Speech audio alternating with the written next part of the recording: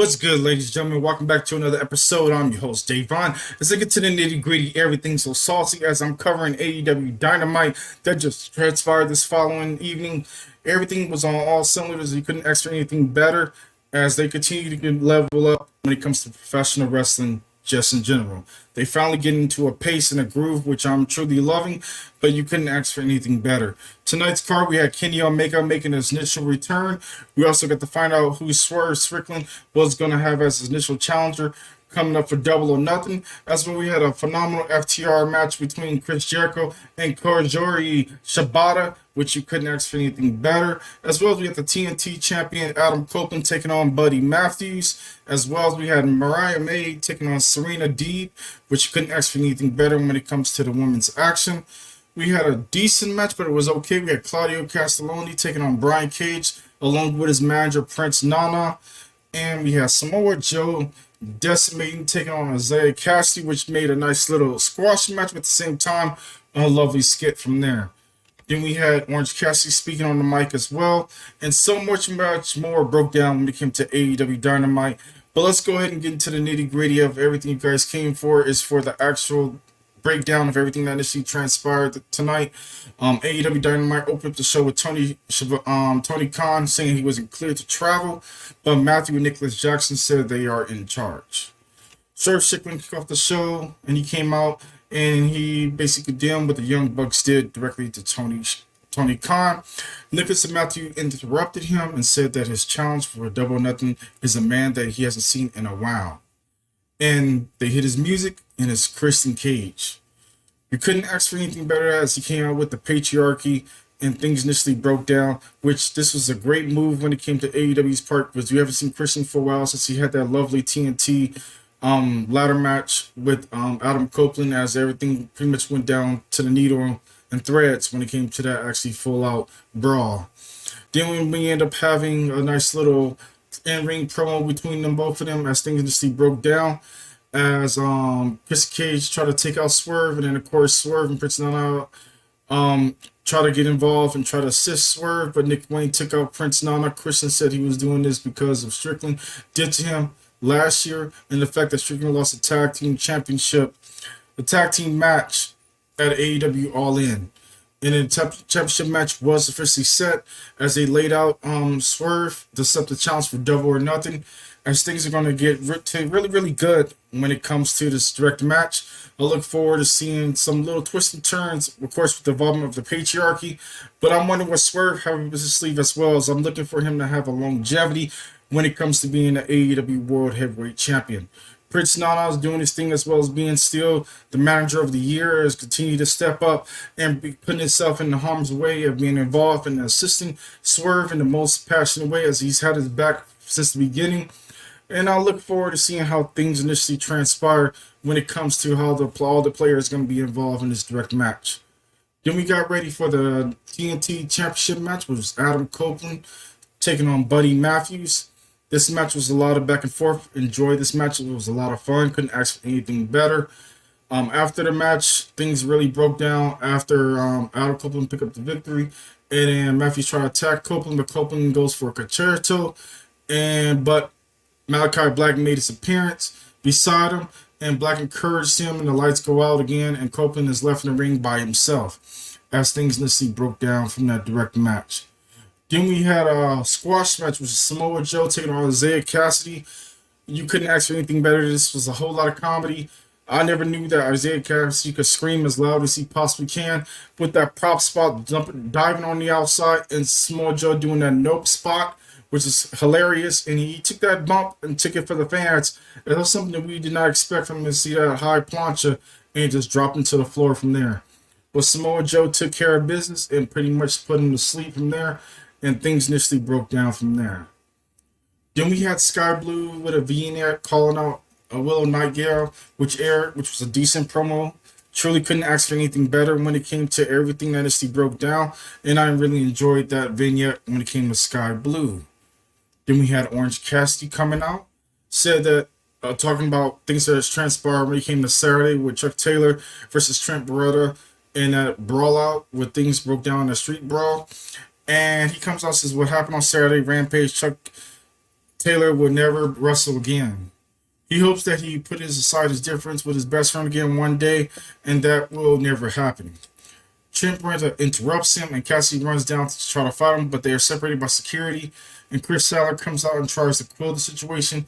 And Dom Callis comes out for some odd reason and leaves with Orange Cassidy. As we're seeing the little plant of a seed are being put there.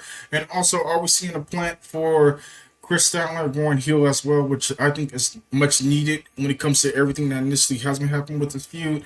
And I think it'll be the right direction for her to initially take that feud spot from there. But when it comes to Orange Cassidy, he's a overall face. I don't think he'll need to align with Don Callis. I think he just need to be on his own and continue to be great. But I think they're probably going to set up for Will Ospreay versus Orange Cassidy, which I think that would be a decent match. When you truly know you're going to get your money's worth when it comes to those two competitors going at it.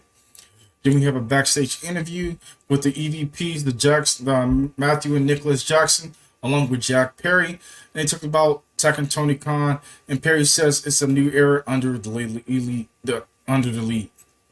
Then we get ready for the FTW Championship, which is Chris Jericho versus Katsuyori Shibata. This match was a lot of back and forth. Couldn't ask for anything better as things went back and forth when it came to this match. But of course, Big Bill was the big juggernaut in the wind of everything that he broke down, and he assisted Jericho while picking up the victory and attacked the Shibata afterwards. Then we had Claudio Castagnoli and a decent singles action against Brian Cage. This match went the whole distance. As you know, you're going to get your whole money's worth as things went back and forth. And I truly enjoyed this match. These boys have great chemistry when it comes to their in-ring work. And you know you're going to get your money's worth as Claudio picked up the victory over Brian Cage. But things really broke down in the most sweet way when it came to that direct match. Then we had a vignette from Rocky Romero challenging Kyle O'Reilly to a match for AEW Rampage, which is going to be taping as well for this evening. And things was going to be in the sweet things as TNT is actually production with the NBA playoffs. So they had to pre-tape it or actually have it live when it comes to AEW Rampage right after Dynamite. Then we had a great sweet singles action. Women's action, it was Serena Deeb taking on Mariah May. And this match was a whole lot of back and forth, but Serena Deeb pretty much stretched her out with her technical moves and put her in a decent submission. As Toni Storm showed that she had love for Mariah May, as Toni Storm ended up throwing the towel. But I look forward to seeing how this continued love triangle continue to be progress. As I see Mariah May end up being the one that actually faced Toni Storm at All In. And I look forward to seeing how that transpires. But as well as Serena Deeb continue to rack up the submission wins as well. I would love to see Serena Deeb mix it up with Deonna Purrazzo. I think those ladies will mix it up fairly well. And I think it will go fairly hand in hand when it comes to the technical side from both of these ladies. And I really want to see that match being put together. So Tony Khan or anybody from the AEW offices, please log that down and actually make that match happen. As I think that would be a great addition to the women's edition of having Serena and as well as Deonna Purrazzo mix it up when it comes to women's action. Then we have an interview from Adam Copeland, who is interviewed by Renee Paquette. And Kyle O'Reilly appears and tells Copeland that he have his back when it comes to everything that's going on with the House of Black.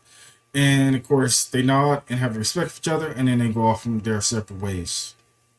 Then, of course, we get to the main part of everything. Kenny Omega came out, and he initially broke things out to find out he suffered from diverticulitis, and he details believe that he would need to retire, but says that he's going to come back because there's still more work to be done.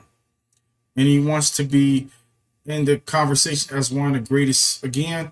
And Kenny tells Matthew Nicholas Jackson that he is part of the power in the company too. And of course, Okada comes out, and then Omega says if you give them a few months, they could finish their rivalry in AEW. And then Jack Perry proceeded to attack Omega from behind. And Omega fights him off, but his injuries were too much to be overcome. As Nicholas Jackson, Jack Perry ended up hitting him in the stomach with a chair. And then Matthew and Nicholas took advantage of things coming out and hitting the EV trigger on Omega to close out the Dynamite portion of things. But then, of course, they weren't done yet as things initially broke down off the air as Okada was about to hit the Rainmaker, but then FTR came down to the ring to assist Kenny Omega. So we see things are slowly being planted over the time period, as like Omega's gonna have FTR as his backup crew, which we never thought we was gonna see when it comes to that situation, and then Omega is gonna go to battle against the new formed Elite.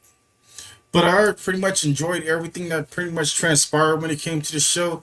You truly know you're going to get your money's worth. I highly recommend for you to check out this taping for May 1st, 2024. But I appreciate you guys coming through and showing your love and support. But as well, post your comments down below, like, comment, subscribe, and I'll catch you guys in the next one. Peace.